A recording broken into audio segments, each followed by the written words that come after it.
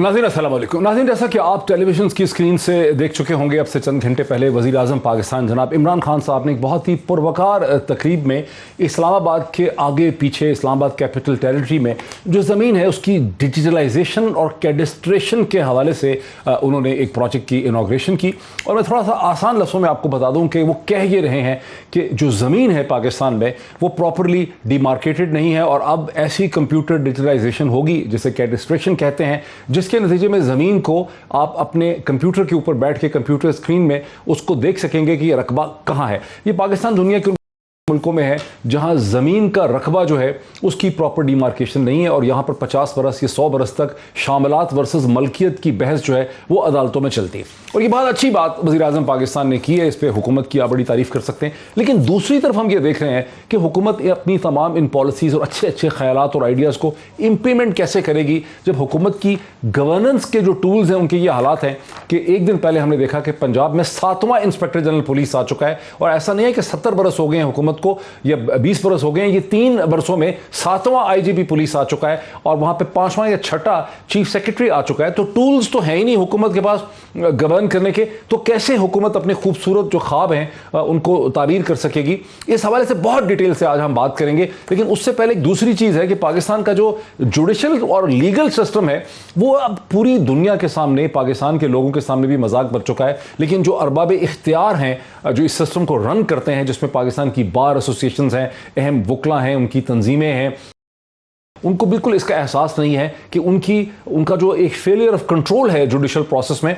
Contempt पे तो ज़रूर बुला लेते हैं लोगों को, लेकिन जो प्रोसेस से उनका मजाक उड़ रहा है उस पर जो है कुछ भी कोई देख ही नहीं रहा उससे कि किस तरह से इस प्रोसेस की वजह से अदालती निज़ाम की, जुडिशल और लीगल सिस्टम की हद तक हो रही है। अब मैं टुकड़ा सुनाता हूँ जो मोहतरमा मरीम नवाज साहिबा ने अपना वकील तब्दील करने का जो उज़र दिया है इस वक्त, वो ज़रा सुन लेते हैं। मेरा जो लॉयर हैं अमजद परवेज़ साहब, जिन्होंने शुरू से ही इस केस को कंटेस्ट किया है, जब से उनको कोविड हुआ है, उनको कमर की शदीद तकलीफ़ है और उनके लिए हफ्ते में 2 बार कम्यूट करना पॉसिबल नहीं है। उन्होंने मुझे कहा कि आप मुझे इस मुकदमे से अलहदा कर दें क्योंकि मैं इतना कम्यूट नहीं कर सकता, तो मैं नहीं चाहता कि आपका केस सफ़र करे। तो मैंने उनसे ये रिक्वेस्ट की है कि आप मेरे मुकदमे को ही आप ही कंटेस्ट करें, लेकिन फॉर द टाइम बीइंग जब तक आपकी सेहत बेहतर नहीं हो जाती मैं अपने लिए कोई और काउंसिल अरेंज करूंगी। Minister of state for information जनाब फारूक हबीब साहब ने इसका क्या तज्जिया ऑफर किया है वो भी सुन लें।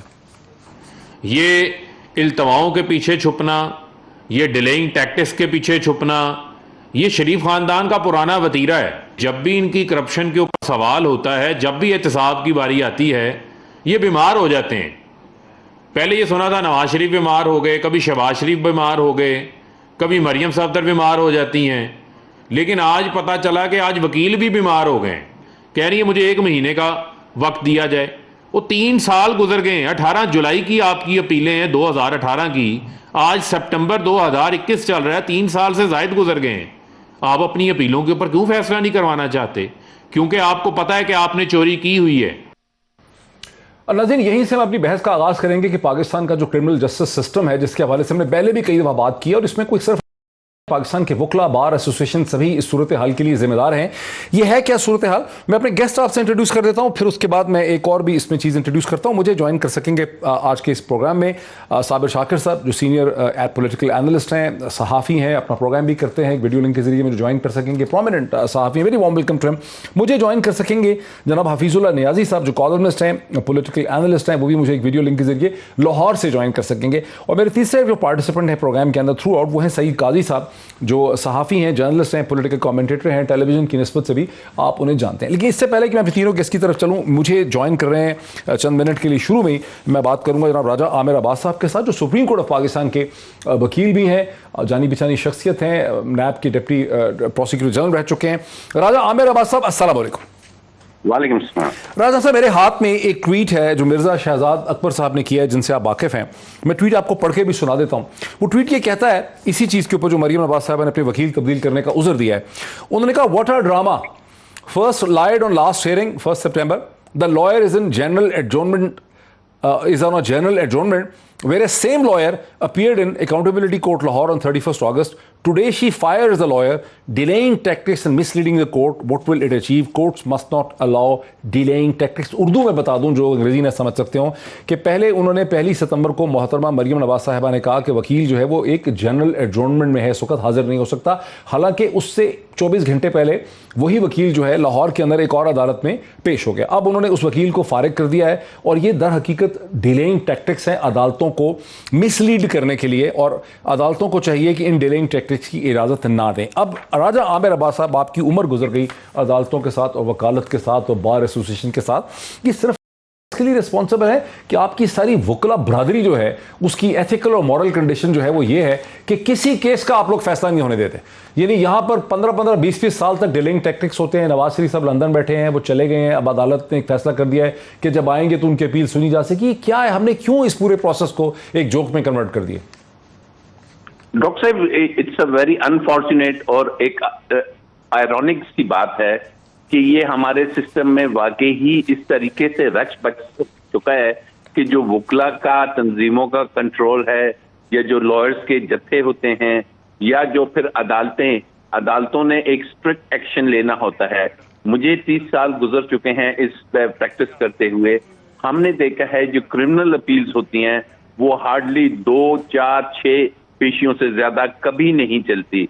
लेकिन इस केस में मैं हैरान हूं कि उनको जानते बूझते हुए भी ये दिया। अब आप मेरी बात नोट करें कि अगली पेशी पे उनके वकील साहब नए आएंगे और वो कहेंगे क्योंकि मुझे आज ही या कल अपॉइंट किया गया है, मैं केस के ब्रीफ को पढ़ नहीं सका, मुझे मोहलत चाहिए कि ये मैं किसी तरीके, और वो 3 महीने की मोहलत ले लेंगे। वो फिर मोहलत मांगेंगे और फिर इसी अंदाज में चलेंगी। तो ये वो क्या है कि मेरा सवाल आपसे ये है कि प्राइमा फसाए, जो कानून की जुबान में लफ्ज होता है प्राइमा फसाए, कि ये सब डिलेइंग टैक्टिक्स हैं जो वकील अपने मौक्कल को बताते हैं और 70 बरस से ये तमाशा हो रहा है। क्या वजह है कि बार एसोसिएशन इसके ऊपर स्टैंड नहीं लेती कि बंद करें ये ड्रामा? देखिए, बार एसोसिएशन के साथ साथ जो हमारी अदलिया है उन्हें भी, अभी आज मैं सुबह सुप्रीम कोर्ट गया। सुप्रीम कोर्ट में आपको पता है कि इससे पहले खोसा साहब जब जज आए थे तो वो लिख के भेजते थे कि no adjournment shall be given on any ground except कि खुदा न खास्ता कोई डेथ हो गई है या कुछ, नहीं तो केस में एडजर्नमेंट नहीं दी जा सकती थी। तो अब मुतलका अदालतों को भी चाहिए, चीफ जस्टिस साहिबान बैठें कि जनाब ये जो कोर्ट्स को जो चलाना है ये उनकी जिम्मेदारी है। कोर्ट का जो कंडक्ट है, कोर्ट के अंदर जो प्रोसीडिंग्स हैं, ये लॉयर्स की नहीं होती, ये जजेस की होती हैं। तो दे शुड अंडरस्टैंड कि ये डिलेइंग टैक्टिक्स है, और डिलेइंग टैक्टिक्स हम हमेशा देख रहे हैं कि इसका पर्पस क्या है, ये क्या सर्व करेगा। ये सर्व ये करेगा कि दे वांट कि these appeals should be delayed for such and such period. और जैसे कि सुप्रीम कोर्ट, हाई कोर्ट के फैसले में खुद लिख दिया गया, मियां साहब आ जाएंगे जब वो चाहेंगे आएंगे, ही विल वॉक ओवर, और वो बता देंगे कि जी मैं कोविड। सर लास्ट क्वेश्चन राजा साहब, आप सुप्रीम कोर्ट ऑफ पाकिस्तान के वकील हैं, 30 बरस से ज्यादा आपका वकालत में गुजर गया है, हमें सोल्यूशन दें। आवाम सुन रही है, पढ़े लिखे लोग सुन रहे हैं इस प्रोग्राम को, हमें सोल्यूशन दें। क्या करें, हम कैसे समझाएं कि ये चीज ठीक नहीं है, क्या करें? देखिए, इसका सोल्यूशन इज वेरी सिंपल। एक तो सोल्यूशन ये है कि chief justice of Pakistan notice ले, और दूसरा सोल्यूशन ये है कि ये जो हमारी लेजिस्लेशन है, ये तमाम चीजें रेगुलेट लेजिस्लेशन से होती हैं। क्यों नहीं लेजिस्लेशन होती? किसी चीज की लेजिस्लेशन पार्लियामेंट में नहीं हो रही, तो इट्स हर किसी को अपनी रिस्पॉन्सिबिलिटी देखनी है, गो फॉर लेजिस्लेशन, और सुप्रीम कोर्ट अपने एडमिनिस्ट्रेटिव जो उनकी अथॉरिटी है उसमें एक्शन ले। बहुत खूबसूरत, बहुत शुक्रिया राजा आमिर अब्बास साहब, जो सुप्रीम कोर्ट ऑफ पाकिस्तान के हैं और 30 बरस से ज्यादा उनका इसमें गुजर चुका है, नैब के डिप्टी प्रोसिक्यूटर जनरल रहते हैं। वो कहते हैं कि इसका एक जो हल है, जो गालिबन सबसे प्रैक्टिकल हल है, कि सुप्रीम कोर्ट ऑफ पाकिस्तान को इस पूरे ड्रामा ढकोसले को पाकिस्तान भर में खेला जा रहा है, इसको देखना चाहिए, और सुप्रीम कोर्ट को अपनी एडमिनिस्ट्रेटिव अथॉरिटी ऑफ पावर इस्तेमाल करके ये जो एडजॉर्नमेंट का खेल खेला जाता है पाकिस्तान की हर जुरिस्डिक्शन में, हर डिस्ट्रिक्ट में, हर अदालत के अंदर, हर वकील के थ्रू, इसे रोकने के लिए सुप्रीम कोर्ट ऑफ पाकिस्तान को स्टेप इन करना चाहिए। यहां से बात को लेकर आगे चलते हैं, अपने तीनों गेस्ट के पास आते हैं। मेरे साथ साबिर शाकिर साहब हैं, हफीजुल्लाह नियाजी साहब हैं, सईद काजी साहब मेरे साथ। हफीजुल्लाह नियाजी साहब, आप इससे एग्री करेंगे कि अदालतों के अंदर ये जो एडजॉर्नमेंट का एक प्रोसेस है, खेल खेला जा रहा है 70 बरस से, इसके बारे में वक्त आ गया है कि अगर हमें वाकई इस मुल्क में इंसाफ चाहिए, और हम नहीं चाहते कि लोग कहें कि तालिबान की किस्म का यहाँ जस्टिस सिस्टम होना चाहिए, जैसे वो फैसला कर देते हैं 48 घंटे में, तो फिर हमें इस एडजॉर्नमेंट प्रोसेस को ख़त्म करना चाहिए। और मैं क्या कह सकता हूँ जी, हर बंदा एक अपनी कहानी पाकिस्तान में बेच रहा है और उसके पास जो कुछ है उसके मुताबिक है, जो कुछ उसके मफादात के मुताबिक है। आप अपनी कहानी बता दें सर। मैं इजाज़त दे तो मैं करता हूँ कि मैं तो प्रोग्राम में आता नहीं हूँ मुझे साहब, क्योंकि ये प्रोग्राम जो होते हैं बहस तमीज़ है, मैं तो डिबेटिंग क्लब होता नहीं, क्योंकि ना मेरा पॉलिटिक्स से ताल्लुक है और ना मैं कोई यहाँ पर किसी को डाउन करने आता हूँ, ना किसी को जो है ना वो करने आता हूँ। और फिर लोग झूठ इस्तरवानी से बोलते हैं प्रोग्राम्स में, मतलब मेरा हमेशा तकलीफ होती है कि हर एक अपनी राय होती है, लेकिन कम से कम डेटा जो होता है ना उसको ना मैसअप किया करें, उसके साथ कोई मजाक ना किया करें। अब ये जो आप बयान फरमाया है, पहली बात तो ये है कि वकील का बीमार होना बहाना कर रहा है या सही कर रहा है, तो मेरा ख्याल है इसको डिस्कस कर लेते बजाय इसके कि ये कहना कि जी अगर वो बीमार हुआ और वो बहाना है और ये तय हो गया कि वो बहाना ही कर रहा है, चलो खैर बहाना ही कर रहा होगा। और बिल्कुल ये सही फरमाया है इन्होंने, ये जो आप तहरीक इंसाफ का नौजवान बच्चा है, मुझे ये बताएं कि फैसल वावडा का केस इसी अदालत ने सुना था ना 3 मार्च को। किस मैं आपके लफ्ज नहीं आता हूं कि वोट कॉस्ट के नेशनल असेंबली में रिजाइन किया और केस अगलन लगाया, यानी कि 22 फरवरी को तारीख थी, 3 मार्च को लगा जिस दिन सेनेट के इलेक्शंस थे। वहाँ सेनेट का इलेक्शन में अपनी कौमी असेंबली का वोट दिया और आके फिर कोर्ट का कहा जी मैं तो वहाँ रिज़ाइन करके आ गया हूँ, यानी कि 9:15 को वोट दिया, 9:20 पे रिज़ाइन किया। फिर इस्लामाबाद हाई कोर्ट का ये कहना जी हमारे सर शर्म से झुक जाते हैं या कोर्ट का मजाक उड़ाया जा रहा है नवाज शरीफ के केस में। फिर 2.5-3 साल कौन से टैक्टिक्स नहीं इस्तेमाल किए गए। 2014 का जो पार्टी फंडिंग केस है किसके सामने नहीं है, और क्या इमरान खान साहब ने फरमाया था एहतसाब मैं मेरे से करवा लें, पिछावर BID के ऊपर स्टे मैंने लिया हुआ है। देखिए बात ये नहीं है, 2 केसेस 2 कहानियां। एक केस साकब निसार साहब की अदालत में इमरान खान साहब का जहांगीर तीन साहब का चला था, और एक केस जो है खोसा साहब के बेंच में नवाज शरीफ साहब का चला था। दोनों के अंदर वो कहते हैं लॉ ऑफ इक्विटेबल जस्टिस, दोनों के अंदर देख ले कि न्याजी साहब मैं आपसे एग्री करता हूं, न्याजी साहब मैं आपसे एग्री करता हूं, न्याजी साहब मैं आपसे इत्तेफाक करता हूं। आपने ये पॉइंट आउट किया है कि ये कोई एक साइड नहीं है, यहां सारी साइड, हर तरफ की जो सियासी साइड है जिसका जोर चल रहा है वो इसी तरह से सिस्टम को अब्यूज कर रहा है। मैं आपसे इत्तेफाक करता हूं। साबिर शाकिर साहब वो सही कहते हैं, हफीजुल्लाह न्याजी साहब ने एग्जाम्पल्स देके बात साबित की है कि ये जो स्टेट मिनिस्टर फारूक हबीब साहब ने फरमाया कि यही खानदान कर रहा है, यहां सारे खानदान, सारे सियासतदान, सारे उमरा, सारे ताकतवर लोग जो हैं वो जुडिशल सिस्टम को इसी तरह से बर्बाद कर रहे हैं। क्या कहेंगे सर साबिर शाकिर साहब? अच्छा, एक बात तो ये कि बात हो रही है अगर एक गलत हुआ है काम तो इसका मतलब है कि वो गलत काम जो है वो सारी उम्र और सारे लोग करते रहें। बात आज हो रही है मरियम सफदर साहिबा के केस की, और चूंकि वो फैसला आ गया, 3 बातें हैं और वो अगर हफीजुल्लाह न्याजी साहब चाहें तो वो उन 3 सवालों के जवाब दे दें, ये केस अभी ख़त्म हो जाएगा। मरियम सफदर साहिबा, नवाज शरीफ साहब अभी बाइज्जत तौर पे बरी हो जाएंगे। और किसने कहा था कि आप कैलबरी फ़ॉन्ट लेके आएँ, किसने कहा था कि कतरी ख़त लेके आएँ, किसने कहा था कि ये कहें कि मेरी तो कोई जायदाद ही नहीं है, किसने कहा था कि ये सारे का सारा झूठ का पुलंदा है। ये मामला शुरू कहाँ से हुआ था? क्या ये पाकिस्तान के किसी मीडिया हाउस ने किया था? ये तो खुद अपने मोस्ट फेवरेट मीडिया हाउस के बहुत ही लोगों अपने लोगों ने उन्होंने ये खबर ब्रेक की थी। मैं सही काजी साहब की तरफ चलता हूँ। सही कहा साहब, हफीजुल्लाह न्याजी साहब ने तो दरअसल की ये कहा कि सारे लोग ये करते हैं और ये ज़ाहिर मुनाफकत की जा रही है तहरीक इंसाफ के रहनुमाओं की तरफ से। लेकिन अब फिर साबिर शाकिर साहब का ये कहना है कि सिस्टम को ठीक तो करना है, कहीं से तो इसके इम्प्रूवमेंट करनी है, और अभी इस केस की बात हो रही है। आप क्या कहेंगे? सही कहा साहब। अच्छा, 2-3 बातें मैं इसमें मुख्तसरन कहूंगा। एक तो जो हम टॉक शोज भी करते हैं मोहित पीरजादा साहब, अब उसमें भी ये बहस हो रही है कि आपने चोरी की, नहीं आपने भी की थी, लिहाजा 1 चोरी जमा 2 चोरियां बराबर है 0।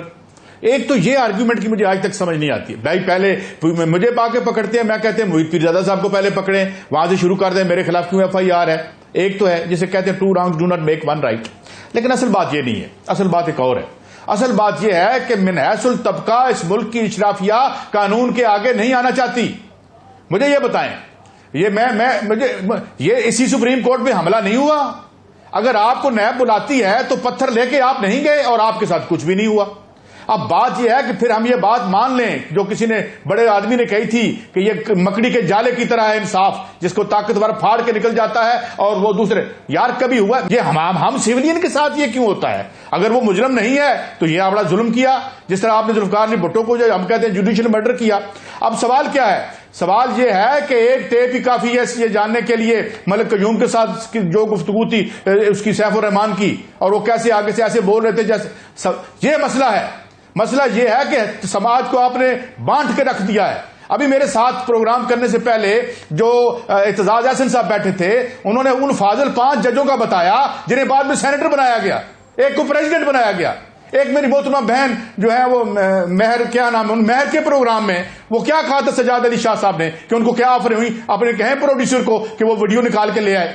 और यार मैं जुर्म करता हूं, मुझे जूते मार मार के मेरे तबके का बुरकश में एक मोटरसाइकिल चोरी करता हूं तो मार मार के मेरे खाल उतार देते हो। अंदर मैं आपको बताता हूं तो ये है, ये तबकाती एप्लीकेशन ऑफ इंसाफ है, चाहे जहांगीर तरीन हो चाहे मियां मोहम्मद नवाज शरीफ हो, इसको खत्म करें। और मैं आपके इस बात की तायीद करता हूं कि ये फ्रॉड और ड्रामा खत्म करें। कानून की जो एप्लीकेशन है वो यकसां होनी चाहिए, चाहे कोई बंदा भी हो। लिहाजा ये, और ये दूसरी बात, ये लड़ाई ये है, ये लड़ाई क्या लड़ रहे हैं यार? तुसी भी अब अब्दी लाओ, क्या कहा था ख्वाजा आसम ने? तो ये मसला है, ये अकाउंटेबल होना ही नहीं चाहते। ये कहते हैं हमारा राइट है प्लंडर करना, चाहे डिवाइड की इस साइड पर वो बैठे हो या वो बैठे हो। काजी साहब मुझे ब्रेक लेने दीजिए, ब्रेक लेने दीजिए। बात यहां तक होती है कि सारे ही कर रहे हैं, सारे सिस्टम को अब्यूज कर रहे हैं, लेकिन ये एक्सक्यूज हो नहीं सकता कि चूंकि वो भी कर रहा है वो भी कर रहा है, इसलिए मुझे भी करने का हक हासिल है। हफीजुल्लाह नियाजी साहब की तरफ चलेंगे एक ब्रेक के बाद।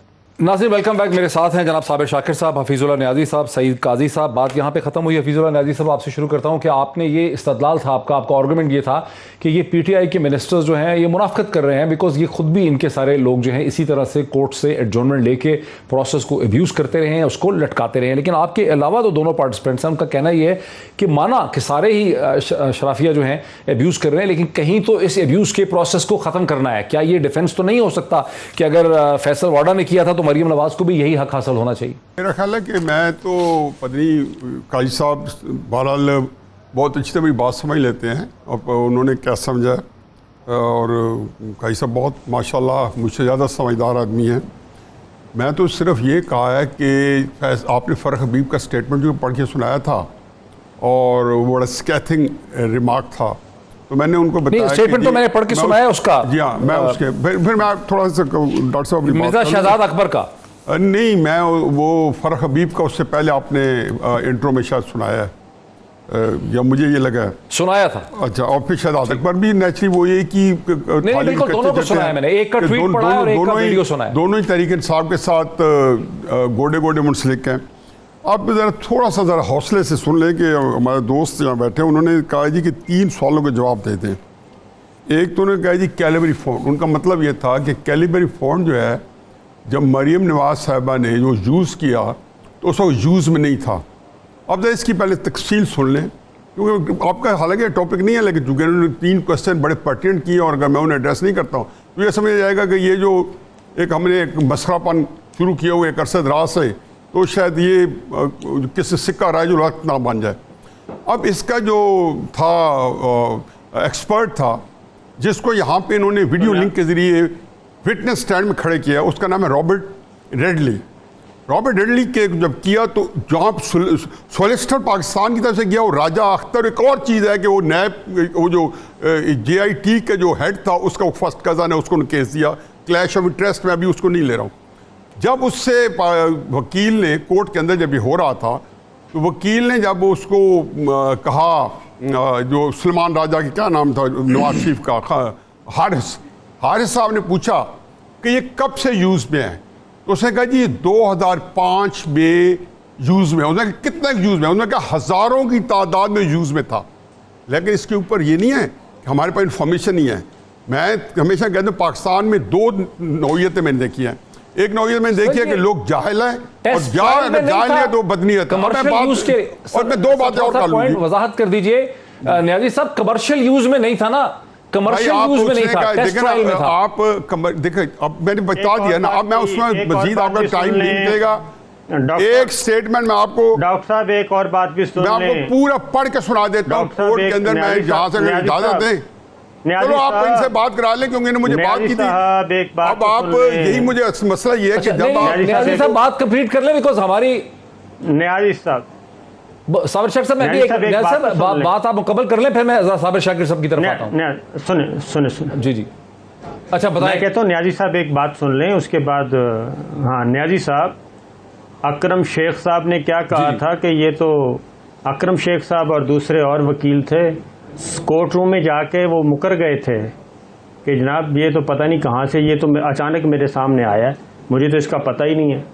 वो उस वक्त क्या क्या ड्रामे होते रहे न्याजी साहब, वो सारे आप भूल गए हैं। और मैं पता नहीं क्या बात कर रहे हैं हम, और मैं तो कंफ्यूज नहीं हूँ। मुझे बताएं कि एक बात, इन्होंने 3 क्वेश्चन किए मेरे सामने लिखे पड़े हैं। इन्होंने कहा जी न्याजी साहब ये 3 का जवाब दे दें, कैलेबरी फंड, कतरी खत और मेरी कोई जायदाद नहीं है। नहीं, अगर कहे तो मैं उसको दे देता हूँ। मैंने कहा कि अकरम शेख के बाद पता नहीं कहाँ ये, मैं आपको बता दूं जो रिकॉर्डेड स्टेटमेंट मैं अच्छा देखो आपका टाइम है तो मैं पढ़ के सुना देता हूं, लेकिन टाइम नहीं है। कोर्ट रूम में मेरे ख्याल साबिर शाकिर साहब, हम तो कोर्ट रूम में न्याजी साहब हम तो नहीं, साबिर शाकिर साहब आप ये कह रहे हैं कि अकरम शेख साहब ने उस लेटर को एक्सेप्ट, उन्होंने कहा मैंने देखा हुआ नहीं है, आप ये एक अलग बात कर रहे हैं। न्याजी साहब ये कह रहे हैं कि कैलेबरी फंड हजारों दफा इस्तेमाल हो चुका था, ये तो शेख साहब के, हाँ जी, तो यही तो मैं कह रहा हूँ कि उस वक्त हम तो कोर्ट रूम में मौजूद होते थे ना। ये जिस दिन ये क्या कहना चाहिए नवादरात ये हुई थी दरियाफ्त कतरी ख़त की, तो उस दिन शेख साहब ने कहा था कि काया पलट गई, और जब अंदर जाके बयान किया तो वो कतरी ख़त था। और उसके बाद दूसरे वकील आए, उन्होंने कहा जी इस खत से मेरा कोई ताल्लुक नहीं है, ये तो फलां बात की थी, चैम्बर में तैयार देना था। ये अब अपनी बात खुद ही जवाब दे रहे हैं, अब करवा लें इनसे बात। मतलब आप लोगों को कंफ्यूज करने के लिए अगर बैठे हैं, मैं तो बहस करने के लिए आया नहीं हूँ। मैं तो खुदा का ऐसे प्रोग्राम में डॉक्टर साहब देखते हैं, मुझे टीवी पे बहुत कम देखते हैं, अपने जियो के प्रोग्राम के। नाराज ना हो आपका मौक़िफ़ क्या है? मुझे आपकी बात ये समझ आई, आप कह रहे हैं कि मैं एक बात कर, मेरा मौक़िफ़ बड़ा क्लियर है कि कैलेबरी फंड जो था, कैलेबरी फंड इस्तेमाल कानूनी तौर पे इसके ओनर ने एक्सपर्ट साइंटिफिक या एक सर्टेन कम्युनिटी के अंदर उसकी टेस्ट ट्रायल जो थी वो हो रही थी। हफीजुल्लाह न्याजी साहब का क्लेम ये है, वो ये कहते हैं कि जब अदालत में प्रोसेस चला और कैलेबरी फंड के हवाले से एक्सपर्ट्स को बुलाया गया, उसकी एक जूम मीटिंग से या उसको ऑनलाइन उसको इंटरव्यू किया गया, तो उसने कहा कि 2005 से कैलेबरी फंड अवेलेबल था और उसका वो हज़ारों दफ़ा इस्तेमाल हो चुका था, ये उन्होंने कहा। उस पर मेरा काउंटर क्वेश्चन ये था जिसका जवाब अभी तक नहीं मिल सका कि यकीनी तौर पे ये बात हुई थी, लेकिन उनसे सवाल पूछा गया कि क्या वो फिज़िकली एग्जिस्ट करता था। उस पर एक्सपर्ट ने बताया कि हाँ वो चीज़ फिज़िकली एग्जिस्ट करती थी, लेकिन फिज़िकली एग्जिस्ट करती थी, क्या वो कमर्शियल यूज़ था, क्या जिसने वो कंपनी ने फंड बनाया था या माइक्रोसॉफ्ट ने बनाया था, क्या उन्होंने उसको पब्लिक यूज़ के लिए ऑन किया था। हमारी अंडरस्टैंडिंग ये है, अभी तक जो न्याजी साहब उसको करेक्ट कर देंगे, वो वापस जब आएंगे, कि वो पब्लिक यूज़ के लिए इशू नहीं हुआ था, और इसका मतलब है कि लॉ फर्म्स या अदालतें या वकील जो हैं वो उसको इस्तेमाल नहीं कर सकते थे। हाँ एक साइंटिफिक कम्युनिटी उसको ज़रूर जो है वो इस्तेमाल कर रही थी। यहाँ पे बात खत्म होती है, एक ब्रेक लेते हैं, ब्रेक के बाद वापस आते हैं, इस डिस्कशन को आगे बढ़ाते हैं। लाजिम वेलकम बैक। हफीजुल्लाह न्याजी साहब, मुझे आपकी बात से समझ आई है, आप कहते हैं कि जब एक्सपर्ट को एग्जामिन किया गया वीडियो लिंक के जरिए, तो एक्सपर्ट ने कहा कि कैलेबरी फंड जो है वो 2005 से मारज़ वजूद में आ चुका था और सैकड़ों या हज़ारों दफ़ा इस्तेमाल हो चुका था। हमने ये पढ़ा है कि कैलेबरी फंड एग्जिस्ट ज़रूर करता था फिजिकल फॉर्म में, मारज़ वजूद में आ चुका था, बना लिया गया था साइंटिफिकली, लेकिन जो IT कम्युनिटी है, इंफॉर्मेशन टेक्नोलॉजी और साइंटिफिक कम्युनिटी ही उसको इस्तेमाल कर रही थी, टेस्ट ट्रायल से गुजरा था, उसको उसकी पेरेंट कंपनी ने, माइक्रोसॉफ्ट की जो भी थी, उसने उसको कमर्शियली अवेलेबल नहीं किया था। और इसी वजह से ये तस्वर करना कि एक लॉ फर्म जो कमर्शियल यूटिलाइजेशन करती है, खास करके बरतानिया वगैरह में, वो उस कैलेबरी फंड को इस्तेमाल नहीं कर सकती थी, इससे आपको इख्तलाफ? देखें जी, जो आपने जो बात किया है ना, उसमें 2-3 चीज़ें ऐड करी, बिल्कुल आपने एग्जैक्टली बिल्कुल सही कहा है। ये विंडो विस्टा बीटा जो कंपनी है उसके 3 वर्जन आए थे, 2005 से लेके 2007 तक, 7 में रिलीज़ किया था। और ये जब देते हैं तो उसका होता ही है कि इसके तरीक़ेकार यही है कि उसको देखते हैं कितना ये लोगों में यूज़ करते हैं, उसको प्रमोट करते हैं, जब देख, और उसके बाद ये बेचते हैं मुख्तलिफ कंपनीज़ को, या जैसे माइक्रोसॉफ्ट को बेच दिया तो हैफ्टी पैसा लेते हैं। तो इसलिए उससे पहले जो टेस्ट में होता है तो उसका ये नहीं है कि जो कमर्शियल में नहीं है तो टेस्ट में यूज़ नहीं हो सकता। तो जब उसको सवाल किया गया तो देखा हाँ हज़ारों की तादाद में उस वक्त यूज़ में था। अब दूसरी बात यह है कि 2 और चीज़ें इसमें इनकॉर्पोरेट कर लें। रॉबर्ट रेडले को जिस तरीके से वहाँ जो है वीडियो लिंक दिया गया, कतरी शहजादे को जिनकी हमने आगे गाड़ी चलाई उसको हमने नहीं दिया। आप देखें क्राइटेरिया। फिर तीसरा जो था, जमाइमा गोल्ड स्मिथ ने जो 2005 की अन्य जो कहने जो टेस्टिफाइड कॉपीज नहीं थी, जो कि उन्होंने कहा जी मुझे मिल गया 2004 या 2005 के वो क्या ईमेल्स, तो उसमें उसने दे दिया क्योंकि बैंक बंद हो गया। आप कह रहे हैं और भी जगहों पे दोगलापन हुआ। मैं ये कह रहा हूं कि पहली बात तो ये कि क्राइटेरिया तीनों जगह पे, कतरी के लिए, जमाइमा गोल्ड स्मिथ के लिए जो कि डिफरेंट अदालत में था, और कैलिबरी फॉन्ड के हाँ, नहीं आप सही कह रहे हैं कि हर जगह दोगलापन हुआ। क्राइटेरिया कि मैं साइंटिफिकली थोड़ा सा वजाहत करना चाहता हूं कि और आखिरी अगर एक फॉन्ट को यूनिवर्सिटीज को और इंफॉर्मेशन टेक्नोलॉजी इंडस्ट्री को दिया जाएगा तो ये बड़ा मुश्किल है कि एक मार्केट में बैठी हुई लॉ फर्म जो है अपने चेंबर्स में एक साइंटिफिकली अंडर ट्रायल फॉन्ट को इस्तेमाल कर सकती हो। ये मैंने वेस्टर्न जो साइंटिफिक पब्लिकेशंस हैं उससे मैंने यही पढ़ा है कि एक चीज साइंटिफिकली अंडर टेस्ट है और एक कमर्शियली अवेलेबल लॉ फर्म बड़ी आईटी कंपनी है। आप बिल्कुल सही कह रहे हैं, नॉर्मली बड़ी आईटी कंपनी, लेकिन क्राइसिस ये है कि आया लॉ फर्म उसमें आती है, आया उसमें इनको मना किया गया है, नहीं पहुंच सकता, तो कैटेगोरिकली उन्होंने कहा कि ऐसी कोई सूरत हाल नहीं है कि लोग जो है। अब ये तो फिर सर एक अलग बहस है ना कि सर एक लॉ फर्म जो मार्केट में बैठी हुई दुकान खोल के बैठी हुई है, फ्री फॉर ऑल था ना, लॉ फर्म क्या होती है? तीन वर्जन आए ना, बैठा हुआ एक वेंडर है। वेंडर देखें, मैं अब इंडिविजुअल जब यूज कर रहा हूं, इस पे साबिर शाकिर साहब का भी वर्जन ले लें। साबिर शाकिर साहब जरा क्विकली, मैं एक और बड़ी जबरदस्त चीज पे जाना चाह रहा हूं लेकिन इसमें फंस गया हूं। साबिर शाकिर साहब, your final comment on it. अच्छा डॉक्टर साहब, एक तो बात यह है कि एक तो कैलिबरी फाउंट वाला हो गया, दूसरा कतरी खत, कतरी शहजादा आज तक नहीं आया, कोई जायदाद नहीं है। मैं एक बात जरूर कहूँगा, और हाँ कोई जायदाद नहीं, एक बात जरूर कहूँगा मैं कि मरियम सफदर साहिबा को, तमाम वकला को फारिग कर देना चाहिए और न्याजी साहब को ये मुकदमा सौंप देना चाहिए। मेरा ख्याल है कि ये जो हमारा सिनिकल स्टाइल है ना, इट्स वेरी डिग्रेडिंग। मैं कहता हूँ दो चीजें हमारे अंदर है, एक है कि यहाँ बदनीयत है या जाहिल है। अगर आपके अंदर कुछ दोनों में से एक चीज है तो मैं उसको टेस्ट कर सकता हूँ। आपके पास नॉलेज डाल दो तो सुने ना, आपके पास कुछ देगा, आप कैसे कह रहे हैं मेरे ऊपर, मेरी जात के ऊपर कमेंट दे रहे हैं और विदाउट रियलाइजिंग कि आप किस जगह से जाके अपने कमेंट दे रहे हैं, किसको रिप्रेजेंट कर रहे हैं और कैसे कर रहे हैं। अब देखिए मुझे तकलीफ होती है कि आपको अपनी बात से कोई गर्ज नहीं है, आपने सवाल किए बजाय से कि आपको शर्मिंदा हो कि मैंने आपको जवाब दे दिया है, आप मुंह बसवाना हो गए, आप फिर सीना तान के मुझे कह रहे हैं इनको वकील कर लेने दीजिए। न्याजी साहब नाराज हो रहे हैं इस बात से, आपने क्यों कहा? बात है कि आप किसी की जात के ऊपर, डॉक्टर साहब ने आपको या साबिर शाकिर साहब को मेरी बात कमेंट दे दो जाती तौर पे, मैं कहूँ कि ये जाके इनका कर लें। और न्याजी साहब सुन, नाराज ना हो, साबिर शाकिर साहब बात मुकम्मल करें, मैं बड़ा और इंपॉर्टेंट टॉपिक है उस पर जाना चाह रहा हूँ। अब डॉक्टर साहब मैं तो सिर्फ इतना, मैं उनके दलाइल से मुतासर हुआ हूँ और मरियम सफदर साहब अपना वकील तब्दील करना चाह रही हैं और न्याजी साहब से अच्छा वकील कोई और हो नहीं सकता। उनको कैलिबरी फ्राउंड का भी पता है, उनको कतरी खत का भी पता है, वो सारी चीजें इस्लामाबाद हाई कोर्ट में जाके एस्टैब्लिश कर सकते हैं, हो नहीं सकते, फलां वकील हो और मैं वकालत, मेरा पेशा है, मैं वकालत करता हूं। ये क्या मतलब है? ये जो है सिनिकल हो रहे हैं। देखो सिनिकल डॉक्टर साहब को आप देखें, इतने मौजूद आदमी है, इतने एजुकेटेड आदमी, आप इतनी पोजीशन में काम करते हैं, वोट जानेंगे, मसला उलझ गया है। किसी को सिनिकल नहीं हो, लेकिन उलझ जाए तो हम सिनिकल हो जाए। शुरू में जिक्र किया था, हमारे पास जवाब ना हो तो हम सिनिकल हो जाए किसी के साथ। नहीं मैं कुछ अर्ज करूं, उसमें बड़ी देर से खामोश बैठा हूं, रिस्पेक्टेबल आदमी के साथ सिनिकल हो जाऊं। मुझे इस पे सारा मौक़िफ़ आ चुका है, इस पहाड़ी में अब कुछ बचा नहीं है, अवाम ने, नाजरीन ने सुन लिया, सारा मौक़िफ़ है। जरा मुझे दूसरे टॉपिक पे जाने दीजिए। मैं सर एक बड़ा इंटरेस्टिंग सवाल उठाना चाह रहा हूँ। सईद काजी साहब, मेरे हाथ में एक बहुत सा डेटा है, वज़ीर आज़म पाकिस्तान ने बहुत ही एम्बिशियस बात उन्होंने की है डिक्लेरेशन की, जहाँ दर हकीकत अगर वो उसको इम्प्लीमेंट कर जाएं, इस्लामाबाद उसका टेस्ट ट्रायल है, इस्लामाबाद कैपिटल टेरिटरी, तो जो हर बंदा पंजाब में और पाकिस्तान में वाकिफ़ है, मलकियत वर्सेस शामिलात, इस मुल्क में रकबा डिफाइंड ही नहीं है। जो ज़मीन खरीदता है कोई एग्रीकल्चर इलाके में, अगले उसकी 3 जनरेशंस यही फैसला होता रहता है कि ज़मीन सही खरीदी थी, उसके और दावेदार पैदा हो जाते हैं। वो कहते हैं रकबे की आइडेंटिफिकेशन हो सकेगी, बहुत बड़ा मुआवजा हो जाएगा अगर पाकिस्तान में हुआ, बिजनेस ग्रो करेगा। लेकिन कैसे करेगी ये हुकूमत इंप्लीमेंटेशन, जिसकी पंजाब में सूरत हाल ये है कि पहले चीफ सेक्रेटरी देख लेते हैं, जो पंजाब का एडमिनिस्ट्रेटिव ऑफिसर होता है, अब तक 5वां मेरे ख्याल है चीफ सेक्रेटरी, अगर 7 छठा नहीं तो आ चुका है। पहले चीफ सेक्रेटरी जो जून 2018 से थे अक्टूबर तक रहे तो अकबर हुसैन दुरानी साहब 2 महीने के लिए। उसके बाद नसीम खोखर साहब चीफ सेक्रेटरी तैनात हुए अक्टूबर 2018 से नवंबर 2019 तक 13 माह। ये बहुत ज़बरदस्त परफॉर्मेंस थी, 1 साल 1 महीना।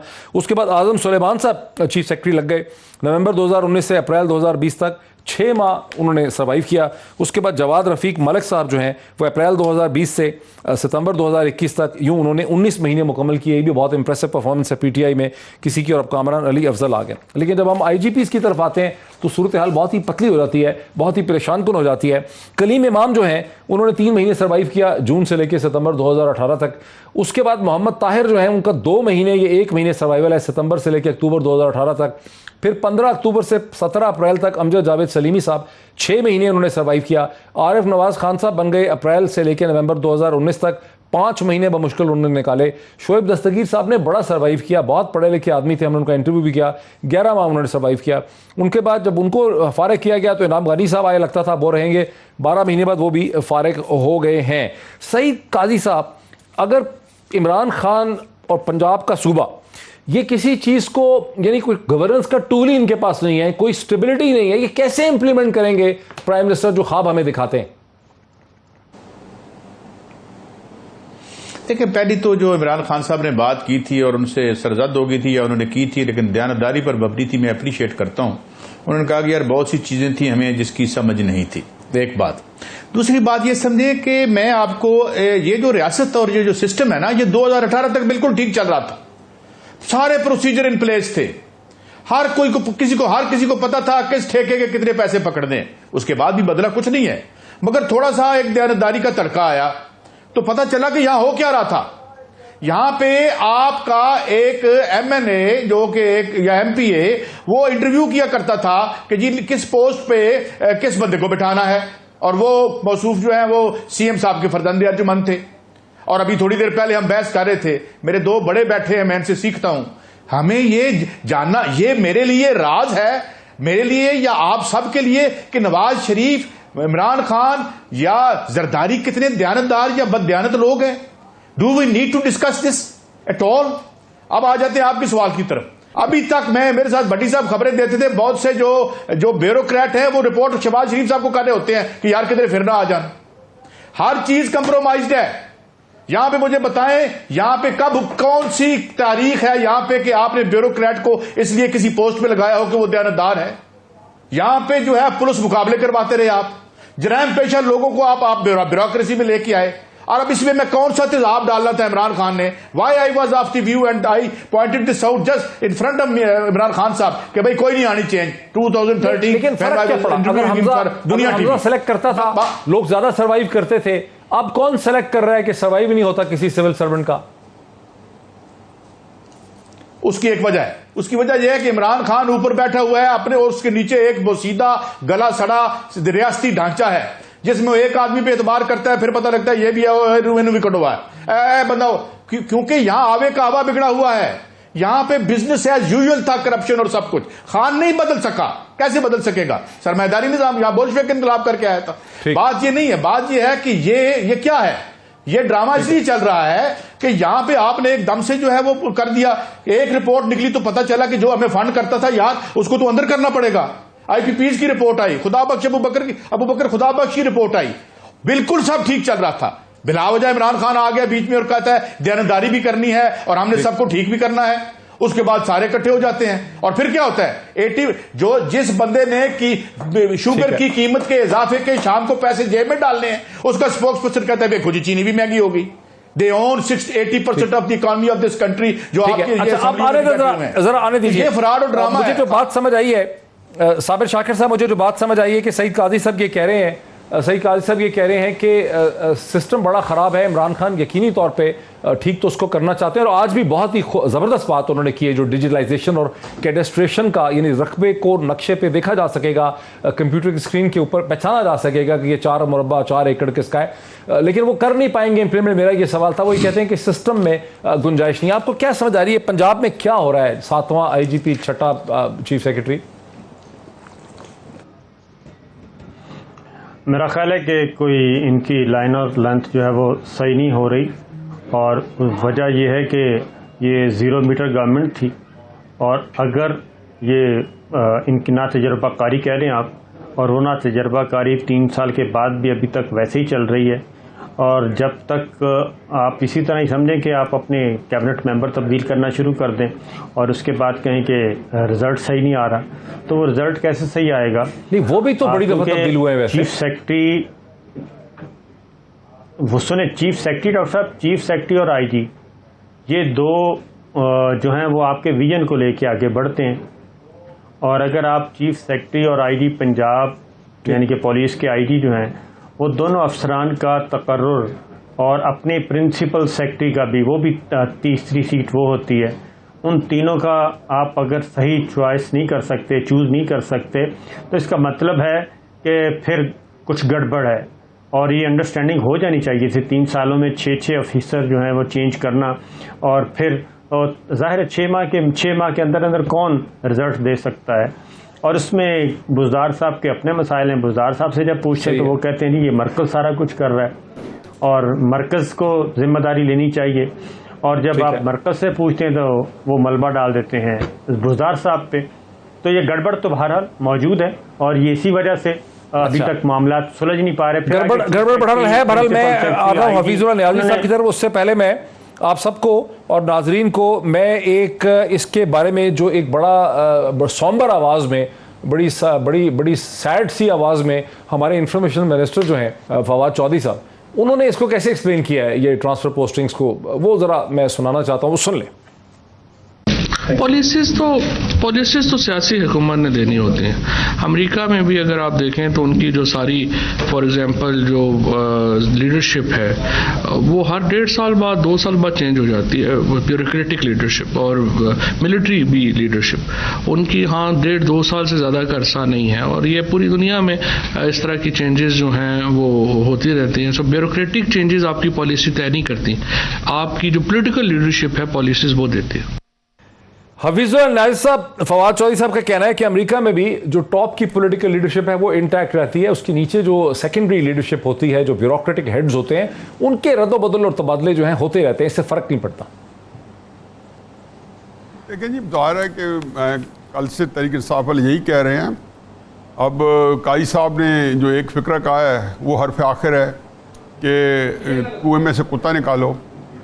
आप 70 छोड़ो, 2000 भी पानी की बाल्टी निकाल लोगे तो कुआं पाक नहीं होगा। ये जो जगह रिहर्सल कर रहे हैं। और पंजाब के अंदर देखें, पंजाब के अंदर एक टग ऑफ वॉर है, वो इसको निकालना चाहते हैं, जिसको कहना चाहिए कि हमारी जो मुक़्तदिर जो ताकतवर क़ुव्वतें हैं।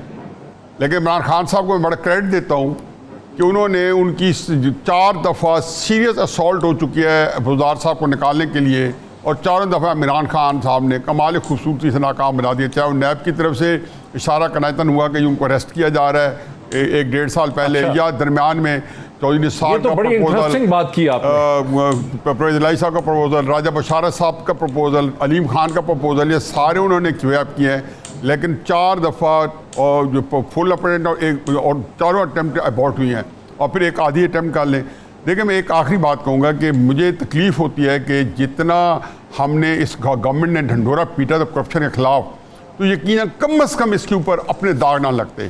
अब आप डॉक्टर साहब दवाइयों के स्कैंडल से शुरू हो जाएं, और आज की तारीख में ये सिर्फ मैं करप्शन की बात कर रहा हूँ, मिस बैड गवर्नेंस की नहीं कर रहा हूँ, जो कोलैप्स हुआ है, डॉलर कहाँ चला गया, कर्जे लिए हैं, टैक्स रेट इकट्ठे हुआ नहीं हुआ, अपने मंशूर का वादा को पूरा किया नहीं किया, मैं उसकी कोई बात नहीं कर रहा।